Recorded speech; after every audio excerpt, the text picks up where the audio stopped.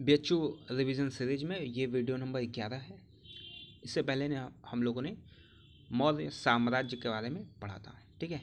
और इस वीडियो में हम लोग अशोक के अभिलेख, ठीक है।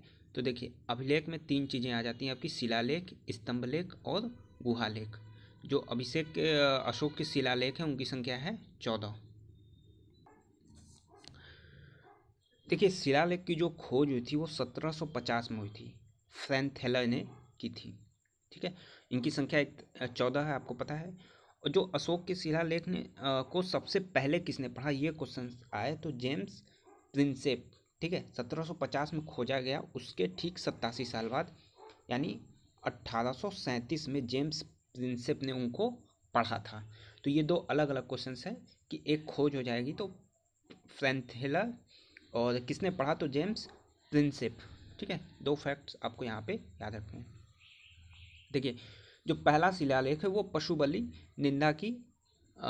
की निंदा करता है और समारोह को यहाँ पे प्रतिबंधित बताया गया था पहले शिलालेख में। दूसरे शिलालेख में मनुष्य और पशु के लिए चिकित्सा या अस्पताल की व्यवस्था के बारे में बात कही गई है। और इसी में 5 सीमांत प्रांतीय राज्यों का वर्णन है। आपको 5 राज्य बताए थे, तो इसमें है चोल, पांड्य, सतीपुत्र, केरलपुत्र और ताम्रपणि। ताम्रपणि जो है कश्मीर, ठीक है। ताम्रपणि माफ करिए श्रीलंका, ऊपर आपको बताया गया था।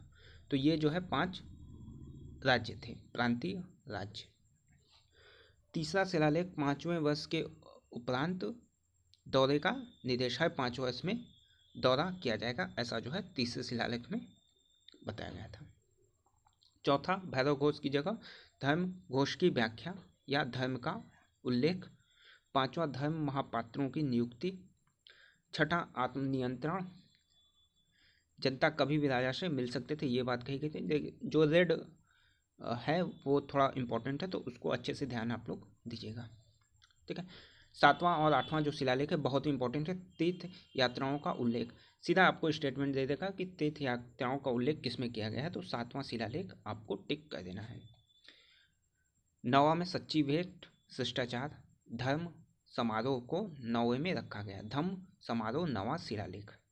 10वां, प्रजाहित में सोचने की बात कही गई है। जो 11वां शिलालेख है वो धम्म की व्याख्या करता है। तो सीधा सीधा क्वेश्चन पूछा जा सकता है कि धम्म की व्याख्या कौन सा शिलालेख करता है, तो ये कहता है 11वां शिलालेख धम्म की व्याख्या। 12वीं में स्त्री महापात्री की नियुक्ति के बारे में बताया गया है। 13वीं में कलिंग युद्ध, हृदय परिवर्तन, पड़ोसी राज्यों के बारे में बताया गया है। किसमें? 13वीं में। तो बहुत इंपॉर्टेंट है, कलिंग युद्ध के बारे में प्रावधान किसमें है, तो 13वें अभिलेख में, ठीक है।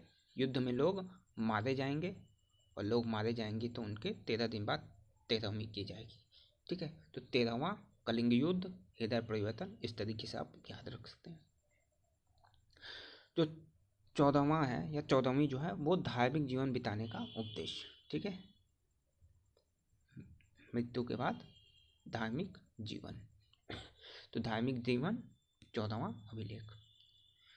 देखिए, कलिंग कहाँ है, तो कलिंग जो है दक्षिणी उड़ीसा में है।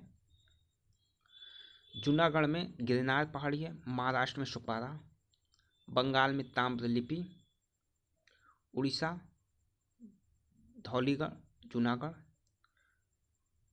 ठीक है।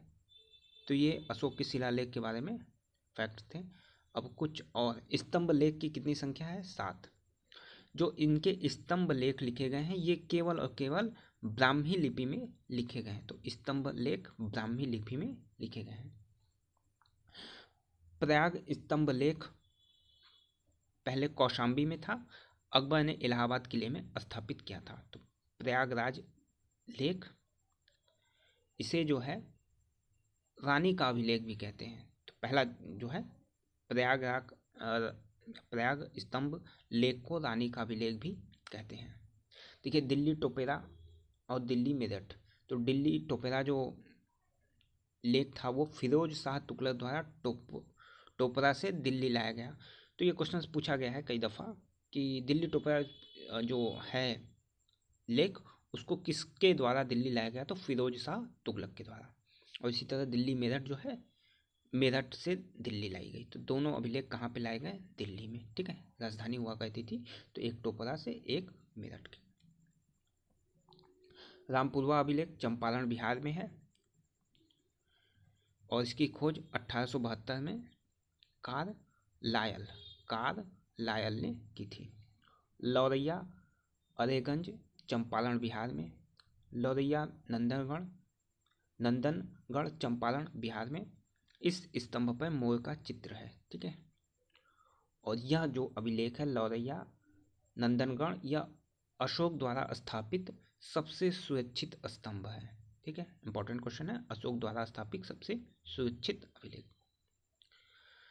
अशोक का सबसे छोटा स्तंभ लेख पूछ देगा तो रुम्बी देई। ठीक है, सबसे छोटा अभिलेख रुम्बी देई। अशोक का 7वां अभिलेख सबसे बड़ा है, तो 7वां अभिलेख सबसे बड़ा। अरबाइक लिपि में लिखा गया अभिलेख लंगमान नामक स्थान पे। भब्रू शिलालेख पुत्र राहुल की चर्चा की गई है। चलिए, अब मौर्य प्रांत और उनकी राजधानी आप लोग देख लीजिएगा। कलिंग की राजधानी तोसली, अवंती राष्ट्र की उज्जैनी, उत्तरापथ की तक्षशिला, दक्षिणापथ की सुवर्णागिरी और प्राची यानी जिसको पूर्वी प्रांत बोलते हैं उसकी है पाटलिपुत्र। ये 5 राजधानियां हैं। अशोक के समकालीन कौन थे? तो तुर्मई या टॉलमी या मिस्र से संबंधित थे। मेगारस या मकमास साइरिस से संबंधित थे। एंटोगोनस या अंतकिनी मिसिडोनिया से संबंधित थे। एंटीयोकस जो है सीरिया से संबंधित थे। तीर्थ यात्रा के समय अशोक के मार्ग का अनुगमन यानी कहाँ से शुरू किया, कहाँ पे गए, कहाँ पे खत्म किया? तो तीर्थ यात्रा जो अशोक ने शुरू की थी वो की थी गया से। ठीक है, इंपॉर्टेंट पॉइंट है। कहाँ से शुरू की थी? गया से। गया के बाद कुशीनगर गए, कुशीनगर के बाद लुम्बिनी गए, लुम्बिनी के बाद कपिलवस्तु गए, कपिलवस्तु के बाद सारनाथ गए और सबसे अंतिम में गए श्रीवस्ती। तो शुरू कहाँ से किए थे? गया से। खत्म कहाँ पे किए? श्रीवस्ती में। ठीक, किस स्रोत से अशोक के राज्यकाल में तृतीय बौद्ध संगति होने का उल्लेख मिलता है? तो दीपवंश और महावंश से। इंपॉर्टेंट पॉइंट है दीपवंश और महावंश। कौन सी संगति? तृतीय बौद्ध संगति। सहबाजगढ़ी व मानसेहरा अभिलेख खरोष्टी लिपि में लिखे गए हैं। ब्राह्मू या वैराट स्तंभ लेख में अशोक स्वयं को मगध का सम्राट बताया था। कहाँ पे? ब्राह्मू या वैराट स्तंभ लेख में। ठीक है, तो ये आपका अभिलेख भी पूरा हो गया। अगले वीडियो में हम लोग ब्राह्मण साम्राज्य यानी मौर्योत्तर काल के क्वेश्चंस को देखेंगे। ठीक है, वीडियो कैसी लगी हो कमेंट बॉक्स में जरूर बताएं। साथ ही चैनल को सब्सक्राइब कर लें। टेलीग्राम पे ये PDF आपको अवेलेबल हो जाएगी।